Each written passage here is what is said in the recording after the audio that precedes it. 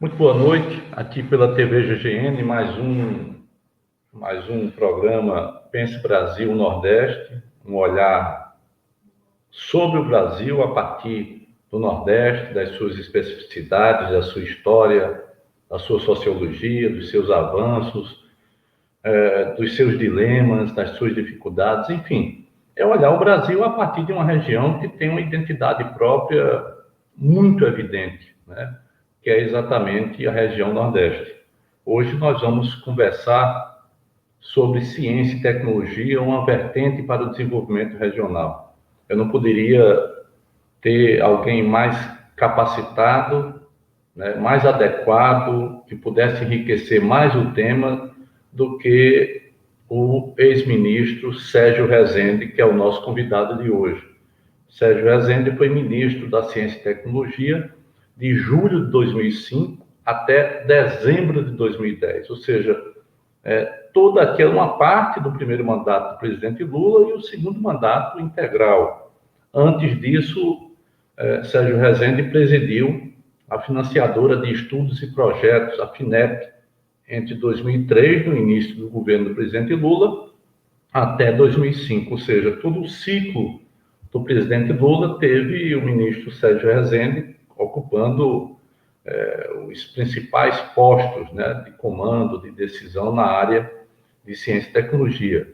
Sérgio Rezende também foi secretário de Ciência, Tecnologia e Meio Ambiente do estado de Pernambuco no último governo Arraes, 1995 a 1998, né, além de ser presidente de honra da Sociedade Brasileira para o Progresso da Ciência.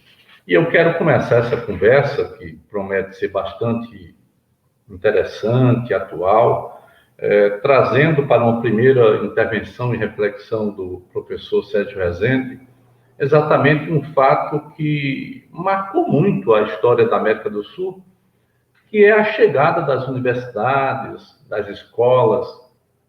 As colônias espanholas tiveram as suas primeiras universidades, né, suas escolas de nível superior, já no século XVI, ou seja, já nos anos 500, né?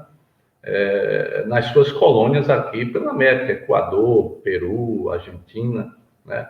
Os portugueses trouxeram os 3 primeiros cursos superiores para o Brasil só com a vinda da família real a partir de 1808, que era engenharia, direito e medicina, né?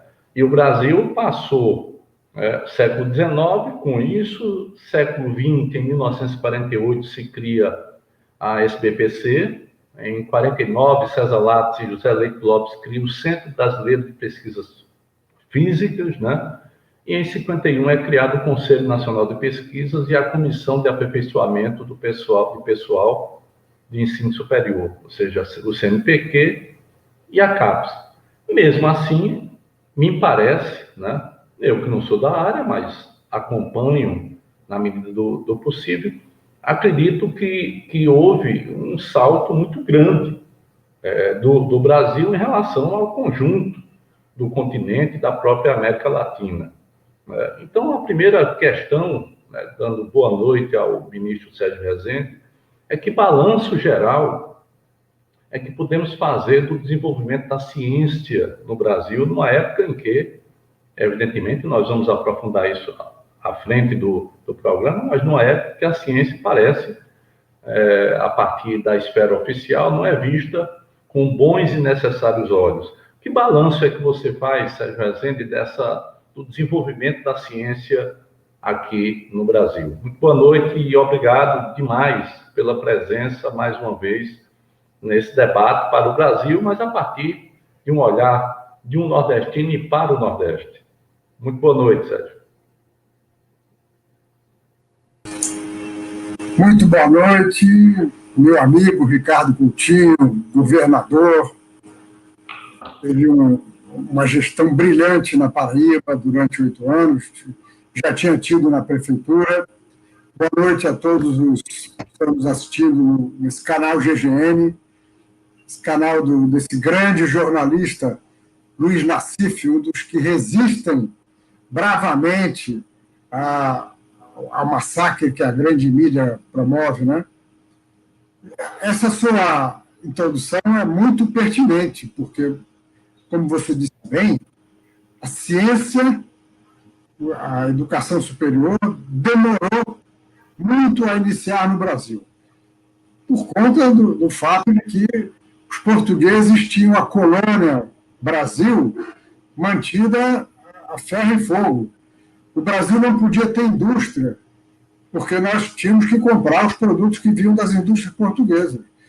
O Brasil não podia ter universidades, e aí, até a vinda da família real portuguesa, quem quisesse fazer um curso superior tinha que ir para a Europa, na verdade, iam para Lisboa, para o Porto, para Coimbra. Então, o Brasil foi uma colônia que foi mantida a ferro e fogo. Até que a família real teve que sair fugida de Portugal, né, porque Napoleão Bonaparte estava ameaçando realmente, seriamente. Eles vieram para o Brasil e, estando no Brasil, precisavam ter cuidados médicos, precisavam ter pessoas, né, bem formadas. Então, como você disse bem, as primeiras faculdades, escolas do Brasil foram criadas a partir de 1910. Faculdade de Direito em Salvador, a Faculdade de Medicina em Salvador, quero dizer, Direito em Olinda, Recife, e Engenharia no Rio de Janeiro. A partir daí, o desenvolvimento foi lento, ele foi gradual. Durante o Império de Dom Pedro II, foram criadas várias outras faculdades, mas nós chegamos ao século XIX com um sistema universitário muito precário. E as primeiras instituições de pesquisa eram instituições não universitárias, como a Fiocruz, hoje Fiocruz, inicialmente Instituto Soroterápico, criado por Oswaldo Cruz, para trabalhar em vacinas, para combater a febre amarela, né, aquela epidemia terrível que tinha aqui no Brasil. E aí, então, como eu falei, a evolução foi toda muito lenta. O Brasil só veio a ter programas de pós-graduação para formar mestres e doutores institucionalizados em 1968. 1968, apenas 52 anos atrás. E por que os programas de pós-graduação são importantes? Porque os países mais desenvolvidos do mundo, os países que são mais ricos no mundo, são os países que têm a ciência mais forte no mundo. E como é que se mede isso? A riqueza do país você mede pelo produto interno bruto, pelo PIB. O país mais rico do mundo são os Estados Unidos, depois vem a China, depois vem o Japão, a Alemanha, assim por diante. E os 10 países mais ricos do mundo são também os 10 países que têm mais publicações científicas. O que são essas publicações científicas? São o seguinte: os cientistas trabalham para avançar o conhecimento da humanidade, né, para desvendar o mistério da natureza e para avançar e fazer produtos que a natureza não produziu. E a forma que os cientistas usam para comunicar os seus avanços, suas descobertas, é através das publicações científicas. Então, a medida da importância científica de cada país é feita pelo número de publicações científicas. Pois bem, os 10 países mais ricos do mundo são também os mesmos 10 que têm maior número de publicações científicas. Isso mostra uma correlação grande. Tem um outro indicador importante da importância da ciência e da tecnologia para cada país, que é o número de patentes que cada país tem. Novamente, tem uma correlação muito forte. Os países com maior número de patentes são também, basicamente, o mesmo país 10 mais ricos do mundo. Né? Então, existe uma correlação muito forte. E da mesma forma que os cientistas são formados pelo sistema de pós-graduação. A pessoa, quando se forma e quer seguir uma carreira científica, o próximo passo é fazer um programa de mestrado. Ele tem que fazer disciplinas, a pessoa, né, tem que cursar disciplinas, fazer provas e fazer uma dissertação de mestrado. E aqueles que terminam o mestrado e querem continuar avançando realmente para se tornar cientistas, precisam, então, fazer o doutorado. O doutorado é o que a gente chama a carteira de habilitação para uma pessoa começar a praticar ciência. Então, os programas de pós-graduação no Brasil, como eu mencionei, foram institucionalizados em 1968, há apenas 52 anos. Então, tudo é muito novo no Brasil. Como é muito novo, os resultados são ainda muito incipientes em certas áreas. Em certas áreas. Em outras áreas, os resultados são muito claros. Né? Por exemplo, no agronegócio, o fato da Embrapa ter sido criada em 1972 e ter tido apoio contínuo dos governos faz com que o Brasil seja essa grande potência no agronegócio. Em outras áreas, não somos uma potência por duas razões. Uma eu mencionei, tudo é muito novo aqui. Outra razão importante é a descontinuidade nas políticas do governo. Vem o governo, faz um programa, faz um plano, faz uma política, vem outro governo, desfaz o que foi feito. Então, nós temos ainda muito a avançar na ciência e na tecnologia, como na educação, e ciência, tecnologia e inovação são fatores fundamentais para o desenvolvimento de qualquer país, para o futuro dos países. Sérgio, ministro Sérgio Rezende, inclusive, sexta-feira passada, o atual presidente da República sancionou a polêmica lei do orçamento da União, né, de 2021, com cortes de quase 30 bilhões.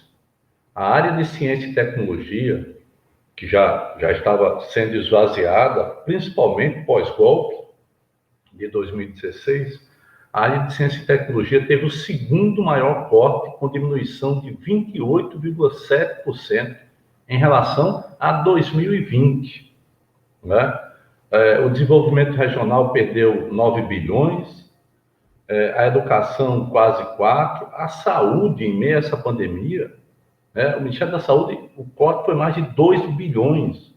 Afetou as ações de enfrentamento à pandemia, as rubricas orçamentárias, em quase 500 milhões, e inclusive um projeto de custeio para assistência hospitalar e ambulatorial. A própria Fiocruz, dos 3 programas de pesquisa, desenvolvimento tecnológico e inovação, sofreram redução só a Fiocruz de 10 milhões de reais.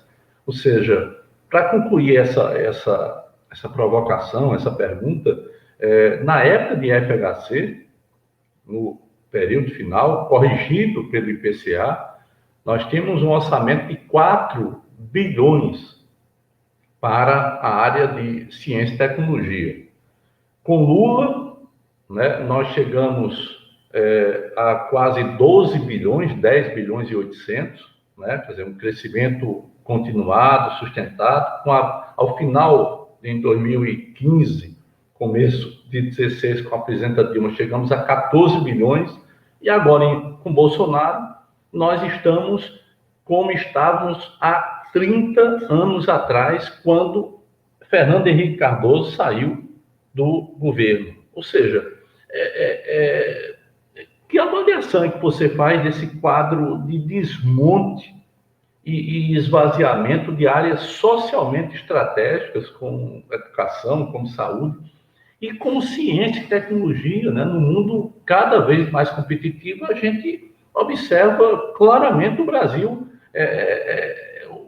não tendo condições e capacidade de acumular conhecimento e competir, como eu disse, num mundo tão competitivo. Olha, como você disse bem, a situação é dramática. A comunidade científica está muito preocupada, está se movimentando. A situação hoje seria pior ainda se a Sociedade Brasileira para o Progresso da Ciência não tivesse feito uma grande movimentação que fez há 1 ano e meio para salvar as bolsas do CNPq. Em agosto de 2019, o CNPq anunciou que, a partir de outubro de 2019, não ia poder honrar as bolsas de 80 mil bolsistas. Então, a SBPC fez abaixo-assinados, conseguiu 900 mil assinaturas. Muitos estudantes participaram do abaixo-assinado porque as bolsas dele estavam realmente ameaçadas. E aí, então, o presidente da SBPC, também o presidente da Academia Brasileira de Ciências, eles imprimiram os livros com 900 mil assinaturas, levaram para o Congresso Nacional e conseguiram que o Congresso suplementasse o orçamento do CNPq. Com isso, o orçamento do CNPq do ano passado, 2020, ele foi basicamente o mesmo do ano anterior. As bolsas foram asseguradas. Agora, neste ano, como você disse, com o corte que foi feito há poucos dias, o orçamento do CNPq é menor. Então, o orçamento do CNPq é menor. O orçamento da CAPES é o menor dos últimos 8 anos. E tem uma terceira agência importante, você mencionou antes, que é a FINEP. O principal instrumento da FINEP para financiar a pesquisa chama-se Fundo Nacional do Desenvolvimento Científico e Tecnológico, FNDCT. O FNDCT ele é formado por recursos que são provenientes de receitas compulsórias de empresas de petróleo, energia, recursos hídricos. Ou seja, o governo arrecada os recursos.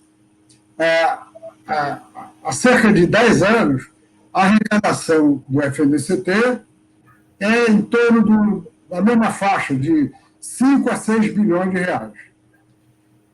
Desde o fim do governo da presidenta Dilma, que foi golpeada, o governo Temer e agora o governo Bolsonaro, o que eles fazem?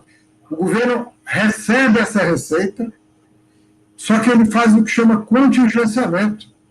Ele libera apenas uma parte do que foi arrecadado. E a parte que está liberada esse ano é em torno de 10%. Ou seja, o governo fica com 90% para outra despesa, para pagar a dívida. Basicamente, o corte que o governo faz é para pagar uma dívida que, na verdade, é uma dívida escorchante. A dívida da União é uma dívida que devia ter um valor muito menor do que tem hoje, porque ela tem esse valor, porque o sistema financeiro impôs juros extorsivos. Então, o governo arrecada 5 bilhões de reais do FNDCT e libera praticamente 500 milhões de reais. O que aconteceu nos últimos anos é que o Brasil continuou formando doutores, mestres, aumentando as universidades. Então, a situação dramática de hoje é que nós temos muito mais gente preparada e disposta para fazer pesquisa, e os recursos são, como você disse, miseráveis.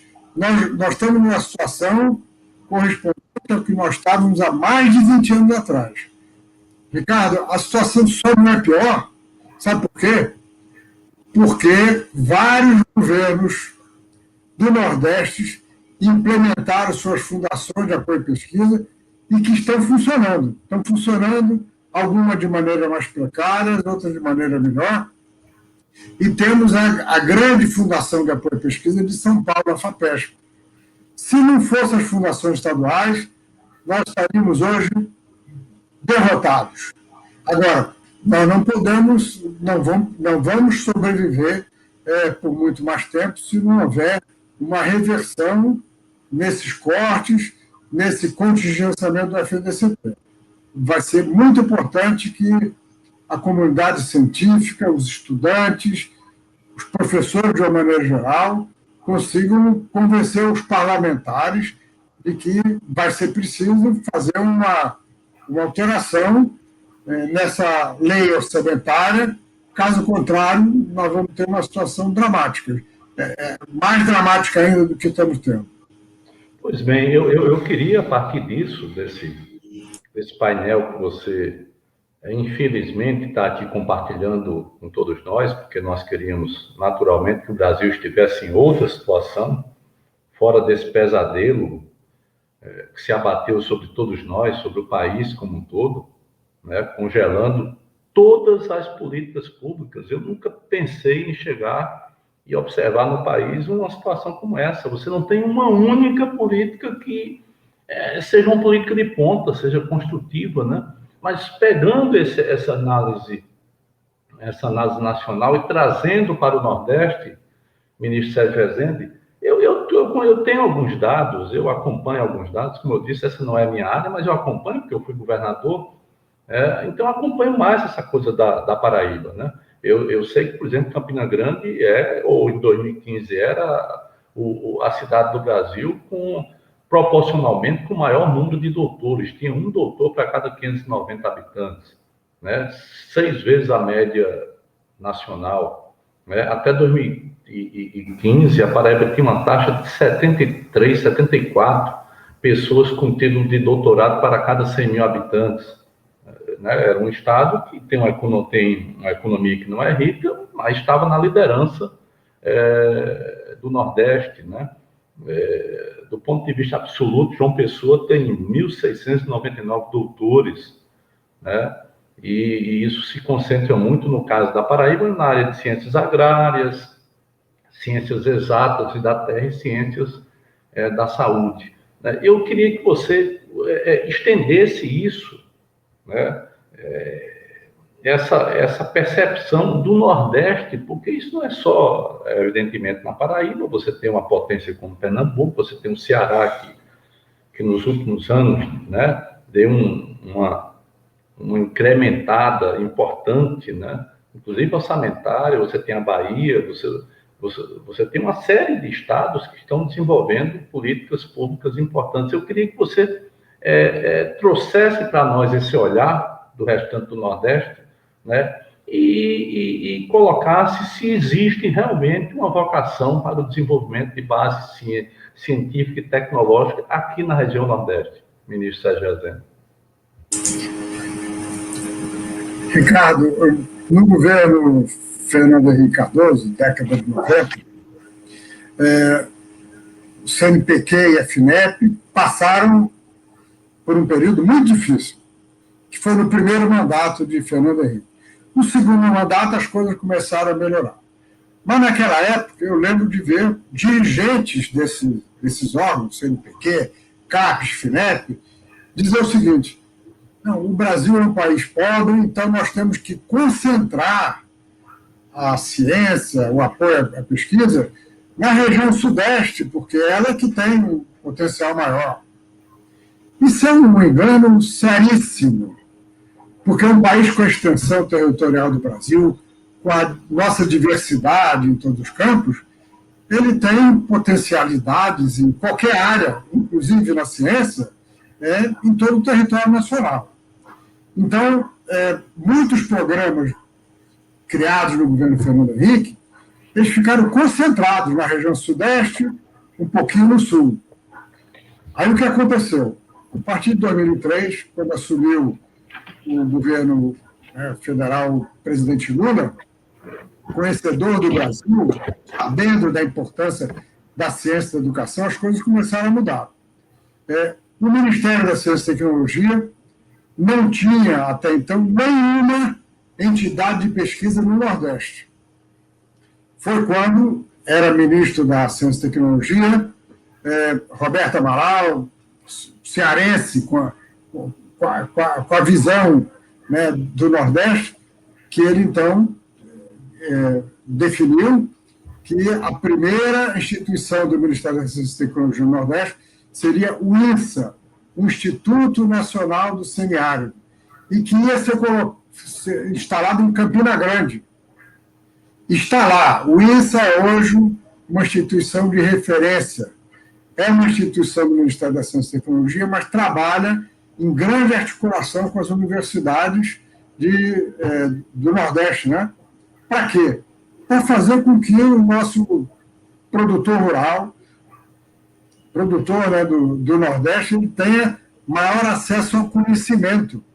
Aliás, o acesso ao conhecimento era uma obstinação do governador Miguel Arraes, que também sempre valorizou muito a ciência e sempre colocou para os dirigentes do seu estado, ele me colocou isso muito claramente já em 1995, um grande desafio dos cientistas é fazer a ciência chegar à população, ao pequeno produtor. Lula também tinha essa visão. Então, como eu falei, em 2003, o Instituto Semiárido foi definido que seria implantado em Campina Grande. A implantação começou em 2004 e ela foi consolidada quando eu já estava no Ministério. O INSA tem hoje lá uma sede bem equipada, tem um corpo de pesquisadores de alto nível e é uma instituição de referência no Brasil. Com o Eduardo Campos, que sucedeu o Roberto Amaral no Ministério, foi definido que seria criado um centro aqui no Recife, o CETENI, o Centro de Tecnologia Estratégica do Nordeste.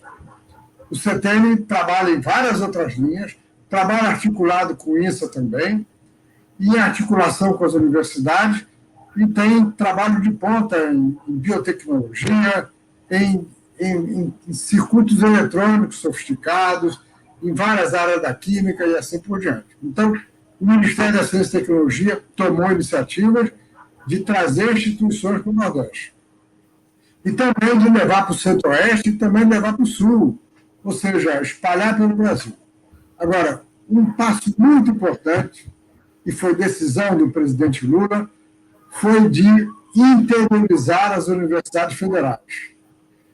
Foi feito um programa pelo qual as universidades eram estimuladas a criarem extensões universitárias. Isso aconteceu em todo o Brasil e, realmente, o mais notável foi o que aconteceu no Nordeste, porque nós tínhamos pouquíssimas universidades, poucos estados no Brasil, no Nordeste, tinham 2 universidades federais. Eram 2 estados, na verdade. Pernambuco, que tinha a Universidade Federal de Pernambuco e a Universidade Federal Rural, e a Paraíba.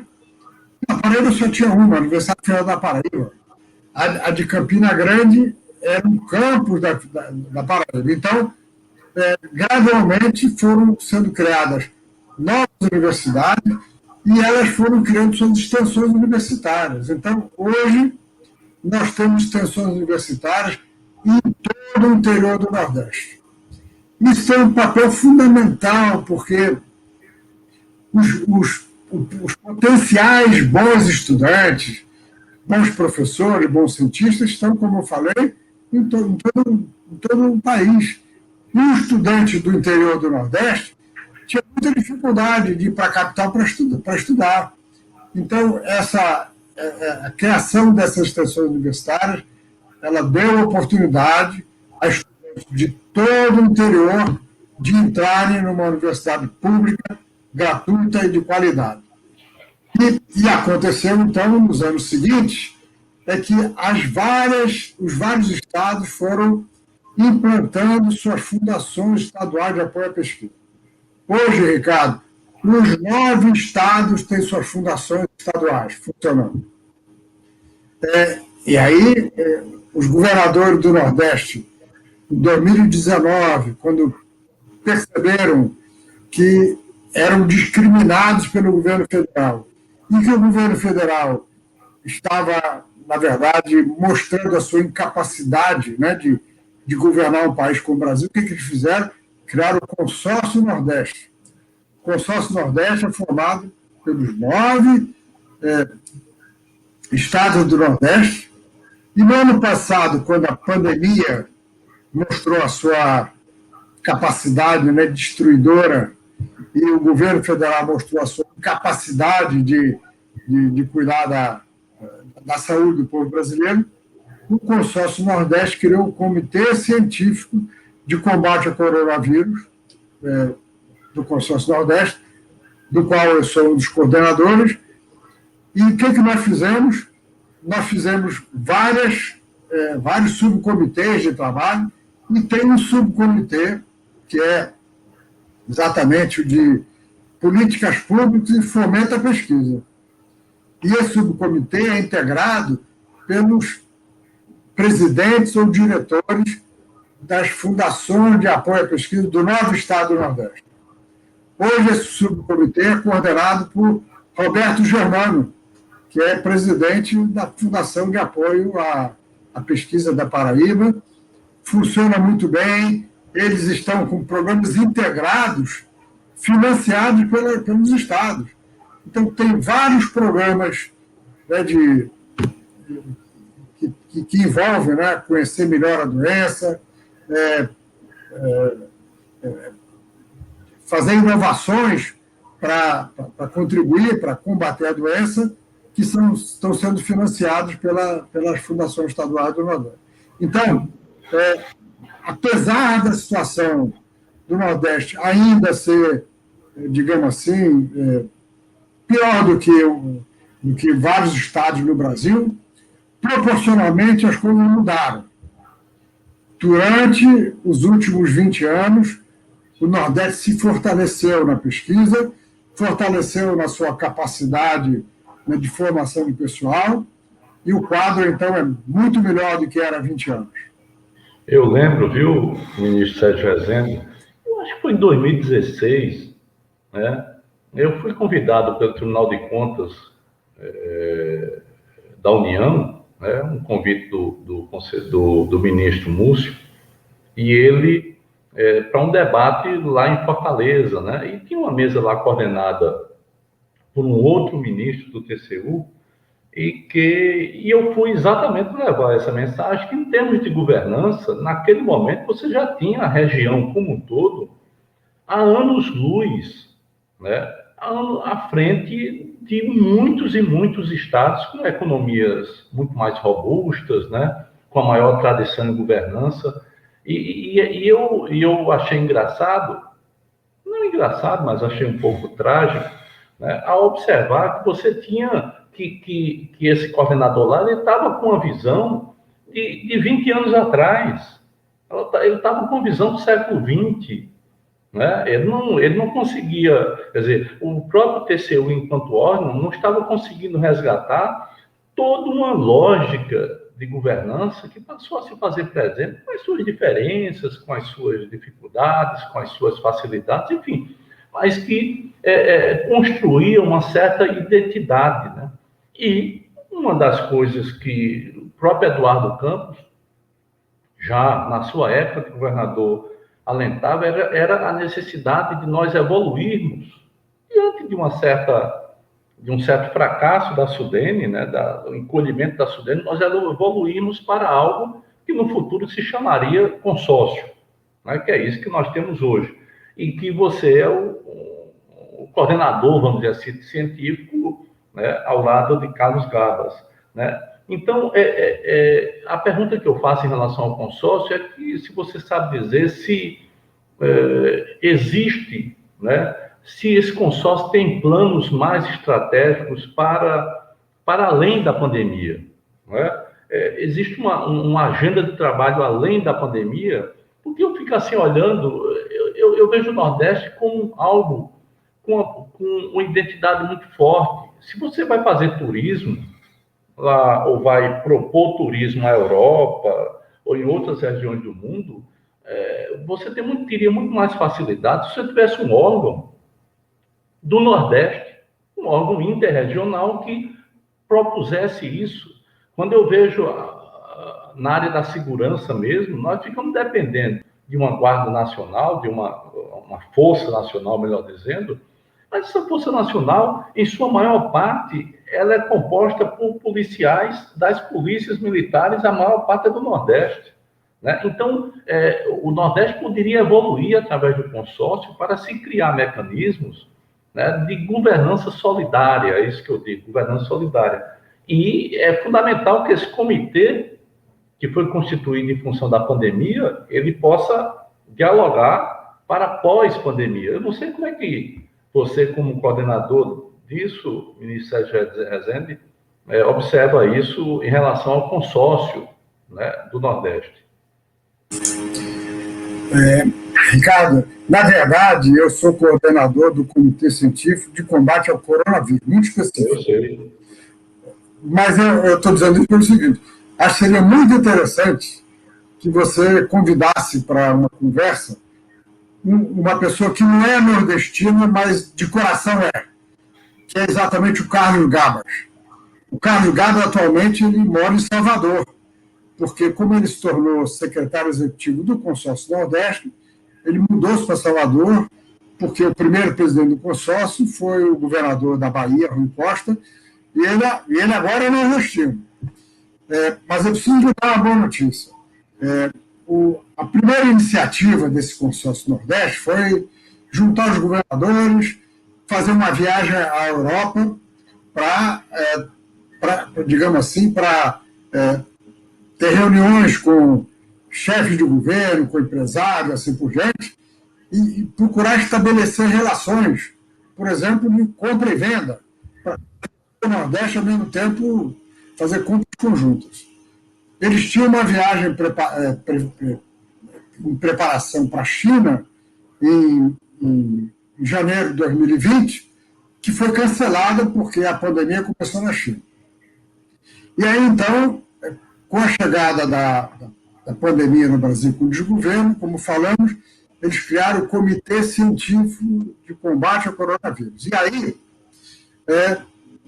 por exemplo, nós começamos a dar sugestões e lembramos exatamente o que você falou. Com o esvaziamento da Sudene, era muito importante que os estados se articulassem para discutir todos os outros problemas além da pandemia. Então, o que aconteceu nos últimos meses?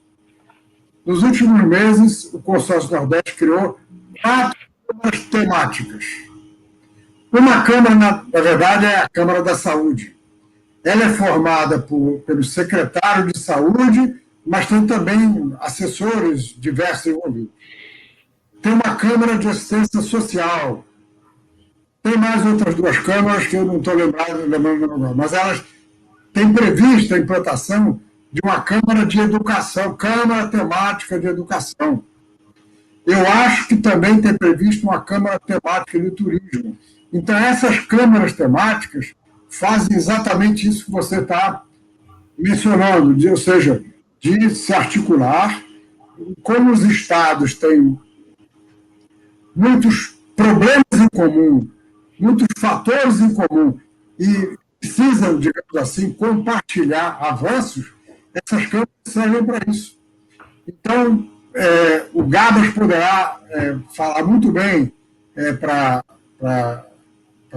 você, para todos os que têm curiosidade de saber o que está se passando no Nordeste em relação a essa novidade na gestão sobre as várias câmaras temáticas que estão sendo implantadas. Ou seja, os governadores perceberam que eles podem fazer com que, juntando esforços, unindo esforços, os estados possam progredir de maneira mais acelerada.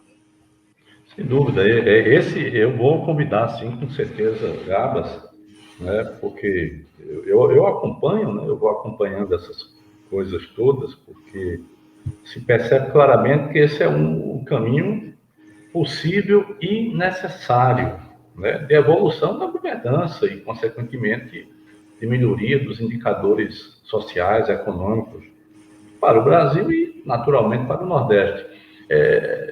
Sérgio Rezende, no Pense Brasil Nordeste anterior, nós, no dia 22 de abril, nós conversamos aqui com a Tânia Bacelar, sua conhecida, né,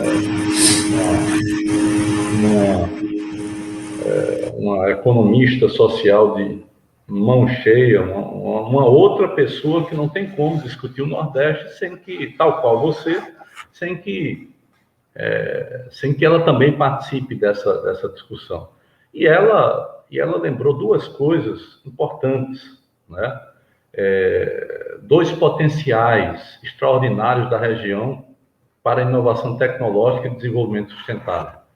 Um era na área de tecnologia da informação, né? Ela, inclusive, citou que o Nordeste criou e opera provedores locais, regionais, isso é evidente, muitos provedores locais, regionais, revelando uma competência para desenvolver a macro-rede e as micro-redes virtuais, que é fundamental para o desenvolvimento de qualquer localidade.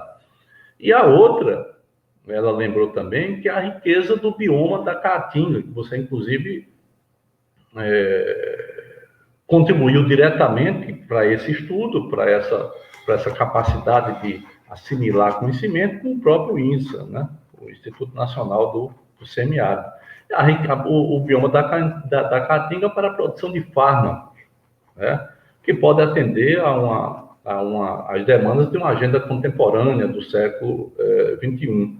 Né? Ou seja, ela diz, não é milho, feijão e algodão, não, é outra coisa. E realmente, né? Então, como é que você vê essas potencialidades e vocações variadas na região, que aos olhos de um certo pensamento dominante, já atrasado, né? Mas que ainda existe, né? E do senso comum, é um território homogêneo e atrasado? Onde é que você percebe, além dessas duas questões que a Tânia colocou, onde é que você percebe os nichos de desenvolvimento hoje no Nordeste, dialogando com uma agenda de futuro? Em primeiro lugar, Ricardo, eu quero dizer que eu assisti quase todo o vídeo da sua entrevista com Tânia Bacelar. Não assisti todo porque eu estava assistindo, acho que tinha assistido 35 minutos, quando tive que me envolver com outra coisa, acabei não conseguindo voltar. Mas, na minha opinião, Tânia tem toda a razão em relação a essas duas áreas. Na verdade, o Nordeste já está, como ela falou, fazendo inovações nessa área de tecnologias digitais, e uma grande facilidade para fazer isso é porque, para isso, nós precisamos, basicamente, da cabeça das pessoas e alguns equipamentos. E nós temos, então, pessoas inteligentes, criativas, espalhadas aí por essa região, né? Sobre a questão da Caatinga, para a produção de medicamentos, para a biotecnologia e para o seu melhor aproveitamento para a agropecuária da região. Eu tive a oportunidade, quando estava no Ministério, de estimular a implantação da Renorbio. Renorbio era a Rede Nordestina de Biotecnologia, que envolvia todos os estados, e a Renorbio deixou frutos até hoje. De vez em quando eu ouço uma informação sobre uma inovação que ficou da Renorbio. Mas eu queria mencionar uma outra área que eu acho muito importante, e não é só do ponto de vista econômico, não. Ela também exige conhecimento, exige formação técnica, que é na área da energia solar. Eu já dei algumas palestras sobre energia solar e eu mostro alguns fatos que eu queria mencionar aqui. Primeiro, é que um país que tem um território muito menor do que o nosso, que tem muito menos insolação como o nosso, que é a Alemanha criou já há vários anos um programa pelo qual as residências são estimuladas a colocar painéis solares fotovoltaicos nos telhados das casas, né? E o fato é o seguinte, isso aí, a geração da energia em cada casa, ela é injetada na rede de distribuição e faz, então, o que nós chamamos geração distribuída. Pois bem, a geração distribuída de energia solar na Alemanha é quase 2,5 vezes o total da geração de energia pela usina de Belo Monte. A usina de Belo Monte é a maior que já foi feita na Amazônia, é uma usina enorme, quase do tamanho, a capacidade de geração de Itaipu. Pois bem, a Alemanha gera nas casas 2,5 vezes a usina de Belo Monte. Agora, ainda falando sobre exemplos específicos, é um cálculo fácil de fazer. E eu dei uma palestra como essa aqui em Pernambuco, mais de uma vez. Então, eu mostro o seguinte: se 2,5% da área de Pernambuco, 2,5%, é uma coisinha de nada, fosse coberta de painéis solares com a eficiência que tem hoje, seria possível gerar toda a energia elétrica que é consumida no Brasil hoje.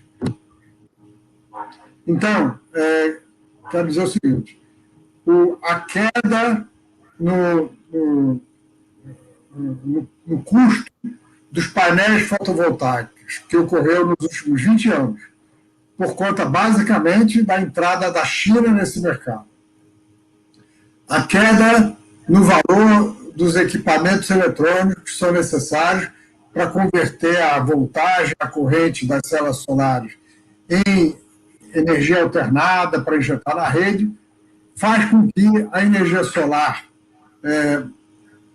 implantada numa casa, atualmente, ela se pague em poucos anos. Poucos anos. Há algum tempo, quando eu dei essa palestra a primeira vez, era preciso 10 anos para pagar. Em geral, as pessoas não têm paciência, né, para aguardar 10 anos. Hoje ela se paga em pouco mais de 5 anos. E o que nós precisamos para ter isso? Nós precisamos de ter engenheiros de energia solar, precisamos ter físicos de energia solar. Nós podemos ter trabalho das universidades voltado para otimização do aproveitamento, até para fazer investigação de novos materiais para células solares. Porque as células solares que são usadas ainda são feitas com silício, que é o material eletrônico mais abundante, mas tem muitos lugares no mundo que não tem tanta energia solar quanto nós temos, que estão investigando novos materiais. Então, essa é uma área que o Nordeste tem uma vocação inequívoca, ou seja, vamos fazer com que o sol, que nos traz desconforto, né, traz dificuldades, a região, uma grande parte da região do Nordeste é semiárida por conta da grande insolação. Vamos aproveitar essa insolação para gerar energia. Aliás, isso está acontecendo com um ritmo cada vez mais intenso, mas era muito importante que houvesse campanhas, que houvesse programas de governo para acelerar ainda mais o uso da energia solar, fotovoltaica. Eu acho, Sérgio, inclusive essa era uma das questões que eu levantaria, estava aqui me preparando para levantar, porque, sim, energia, evidentemente, que você não consegue projetar nenhum crescimento da base industrial, né, enfim, de nenhum setor da nossa vida. Se eu olhar para o Amapá hoje, o problema do Amapá, eu estava na Fundação João Mangabeira e pedi e autorizei um trabalho específico das razões, né, da implosão do problema energético no Amapá, é desleixo, né?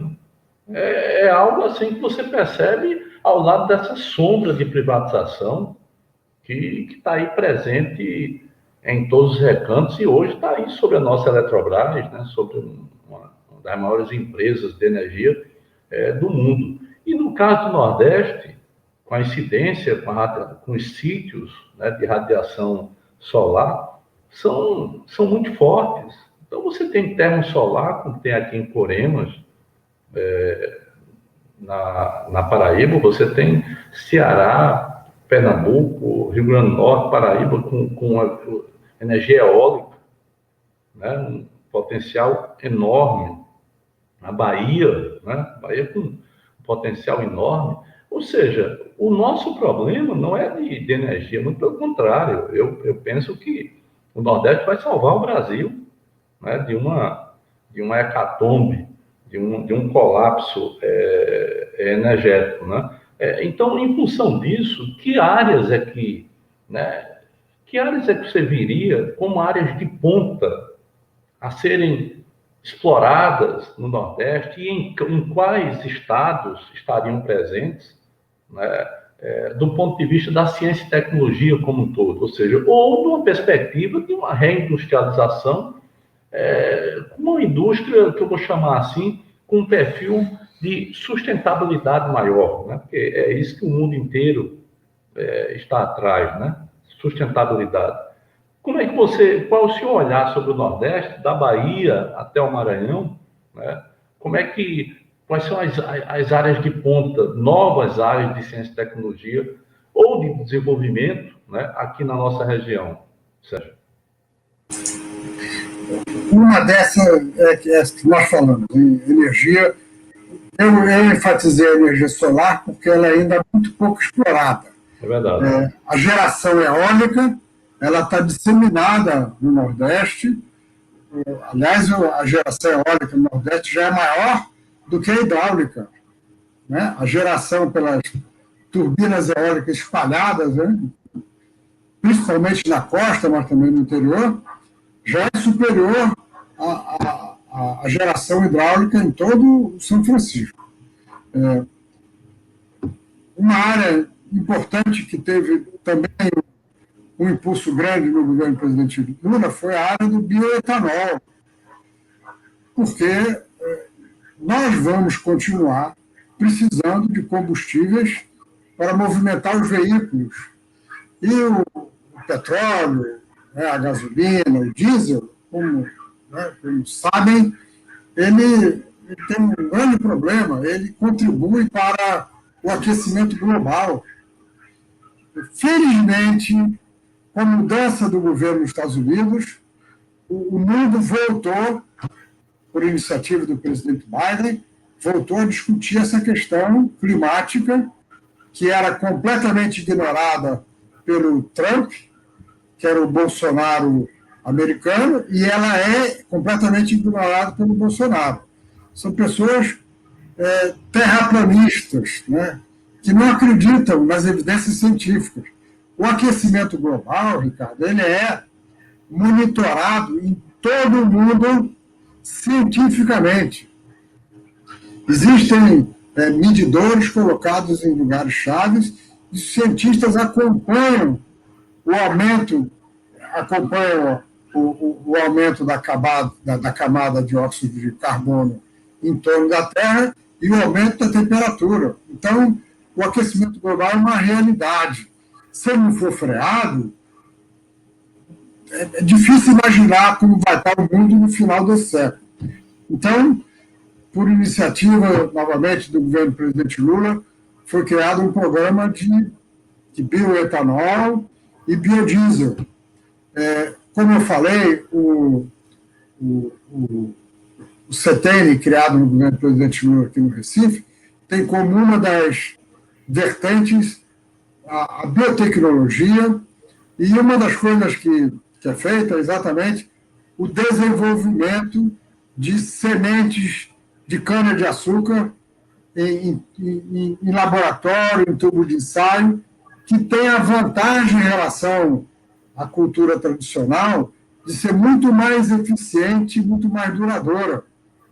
Então, o uso da cana-de-açúcar para produzir bioetanol, que teve um grande impulso no governo do presidente Lula e que depois quase, digamos assim, causou um esquecimento, é de grande potencial para o Nordeste. Tem no estado de Alagoas, principalmente, tem algumas usinas que são voltadas para isso e que fazem o que chama bioetanol de terceira geração e de quarta geração, ou seja, produzem o bioetanol por processos biotecnológicos diferentes daqueles que são usados para produzir o álcool tradicional, né, que são usados nas nossas usinas. Então, o bioetanol continua sendo uma necessidade importante, porque nós vamos continuar precisando ter cada vez mais combustível para os veículos, combustível para várias aplicações. Então, essa também é uma área de potencial para o Nordeste. Eu lembro do doutor Arraes Uma das vezes que eu tive a oportunidade de conversar com ele, e entrou a conversa da cana-de-açúcar, né, com a sua, eu vou chamar de ambiguidade, porque você tem, assim, precisa de latifúndios, né, de grandes terras, mas ao mesmo tempo ele dizia que era o ouro do Nordeste, né? Era o ouro, porque era uma cultura uma cultura longeva, que vinha desde a colonização do Brasil, tinham passado por transformações importantes, porque hoje você não tem mais aquela exploração que você, sem carteira de trabalho, sem, enfim, que era um regime meio que semi-escravo, né, que havia. Hoje você tem uma regularização profissional total na área, né, e ao mesmo tempo você tem a questão ambiental, né, que ela é forte, né? E é por isso que eu acho que esses programas da biomassa, biocombustíveis que você citou, foram um ponto forte, né? Nesse século XXI, nos períodos de governo, particularmente do presidente Lula. Pontos fortes, fortíssimos, né? Ou seja, estava dialogando com o futuro. Infelizmente, isso parou completamente, né? E o Brasil está aí submetido a uma circunstância extremamente pesada. E eu queria encerrar essa entrevista, ministro Sérgio Rezende, você que foi personalidade presente, né? Assim, eu vou dizer, nos melhores momentos da ciência e tecnologia do nosso país, né? Você teve a oportunidade de praticamente triplicar, né, o orçamento, o recurso, o investimento numa área tão fundamental como ciência, tecnologia e inovação, né? E na sua passagem pelo Ministério, antes, em 2 anos, na FINEP, né? Então, tem uma sabedoria popular por aqui que diz que não há mal que sempre dure, e nem bem que nunca se acabe, não é verdade? A gente já passou pelo bem e estamos passando pelo mal, né? Mas me parece que esse ciclo está se exaurindo, o ciclo do mal. Não me parece que as pessoas continuem se sentindo atraídas por algo que, né, que nega tudo, né? Algo que nega a própria vida, né? E isso vem de um produto aí, de um golpe preparado desde 2013. Dizem que desde o mensalão, né? Tem uma preparação aqui dentro do nosso país, culminou na derrubada da presidenta Dilma em 2016, e depois numa mudança de agenda total, sem autorização popular para isso, feita por Temer, pelo presidente Temer, e que criou as bases e as condições para alguém,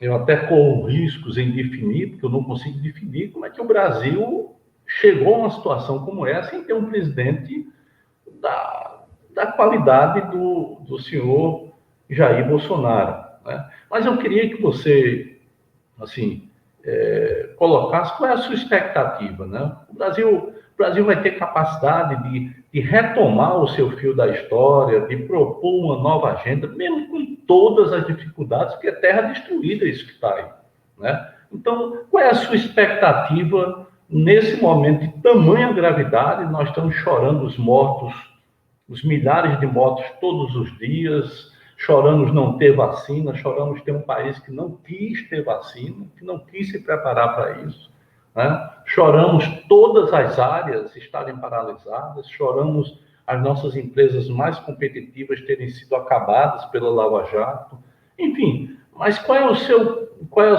sua mensagem para o Brasil, né, para esse próximo período que, quiçá, comece em 2022? Ricardo, esse pesadelo, nós vamos acordar desse pesadelo. E não é a primeira vez que nós passamos por isso, como você disse bem. Eu queria lembrar que no final dos anos 50, 1950, o Brasil tinha o governo de Juscelino Kubitschek, que foi um governo muito realizador, até realizou, né, fez a construção de Brasília, E a direitona dizia que Juscelino era corrupto, não sei o que mais e tal. Resultado, a sociedade elegeu Jânio Quadros como presidente do Brasil, que era um doido. Tanto é que ele não ficou um ano no governo. Então, a sociedade elegeu o Jânio Quadros porque estava iludida de que ele fosse resolver o Brasil. Não resolveu problema nenhum. Só tivemos confusão, porque a confusão foi tal que tivemos o golpe militar. Passaram 30 anos, novamente apareceu o salvador da pátria que ia combater a corrupção, Fernando Collor de Mello. Foi exatamente quase 30 anos depois. Collor foi eleito, pouco tempo depois de tomar posse, não demorou muito tempo. Nós vimos que ele também era um doido. O jeito que ele olhava, que ele falava na televisão e assim por diante. E o que aconteceu? Logo, vimos que a corrupção estava na casa dele, nos principais parceiros dele, né? A população foi para a rua e ele caiu.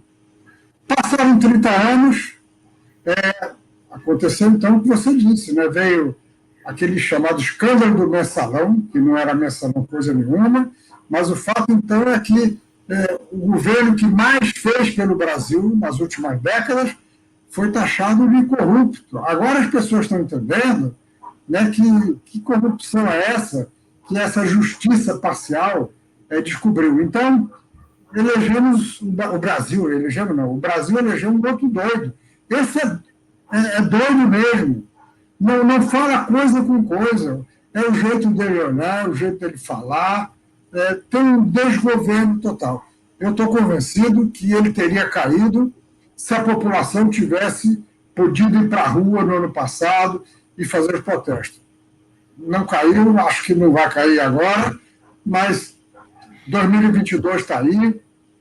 Nós estamos vendo o quadro político mudar rapidamente e todos nós conhecemos muitas pessoas que votaram nele e que estão arrependidas. Estão arrependidas porque imaginavam que ele ia realmente promover desenvolvimento econômico e combater a corrupção. Ele não fez nenhuma das duas coisas. A corrupção está na família dele e o Brasil só afundou economicamente. Então, nós vamos sair desse pesadelo, não vai demorar muito tempo, vamos sofrer aí mais, sei lá, alguns meses, não sei quantos, mas vamos passar por isso. O Brasil, então, a cada 30 anos passa por uma situação como essa, mas, no geral, o Brasil tem avançado. O Brasil avançou muito, desde a época de Jânio até hoje, passaram 60 anos, o Brasil é outro país, temos muitos problemas, mas hoje nós temos, para concluir, uma capacidade educacional, científica e tecnológica muito maior do que tínhamos há 30 anos para ajudar a resolver os problemas do Brasil e construir o nosso futuro. O pesadelo vai passar. Oxalá, fale pela boca de todos os anjos, né? Para que a gente possa realmente voltar a viver num ciclo que eu chamo de civilizado e que nos aponte que o dia de amanhã será melhor que o dia de hoje. Essa é a lógica natural das coisas, né? Essa é a lógica natural da vida, é a busca da melhoria. Nós estamos vivendo o inverso disso, né? E isso tem trazido, você sabe melhor que eu, prejuízos que ainda nós teremos que lidar com esses prejuízos até daqui a 10, 15 anos pela frente. Mas eu creio muito e espero que suas palavras sejam proféticas, né? Que esse país realmente acorde, né? Perceba que este caminho não pode ser um caminho de uma nação, que nação nenhuma pode querer aquilo que destrói, aquilo que desune, aquilo que separa, né? Ou seja, nenhuma nação, de uma forma consequente, pode querer isso. E eu queria agradecer muito a você, ministro Sérgio Rezende, por essa bela, eu não diria nem entrevista, mas por essa bela conversa, né? Você conhece muito da história, não apenas da ciência e tecnologia, mas da história política, da história social do Brasil e particularmente do Nordeste. Dito isso, eu agradeço a você, né? Estamos aqui encerrando mais um Pense Brasil Nordeste, desta feita através da TV GGN, coordenada, né, e fundada por Luiz Nassif, e eu tive aqui a honra, né, sempre a honra, de poder conversar e aprender sempre, né, bastante com o ex-ministro da Ciência e Tecnologia do Brasil, né, Sérgio Rezende. Obrigado, Sérgio, um abraço forte e que a gente ainda vai se encontrar, né, para poder celebrar dias melhores para esse país. Muito Grande obrigado. abraço, Ricardo. Eu que agradeço o seu convite. Para mim é uma honra e uma satisfação conversar com você sempre e falar para os nossos assistentes na GGN, esse grande canal de Luiz Nassif. Um grande abraço, muito obrigado a você. Um abraço grande, boa noite. Boa noite.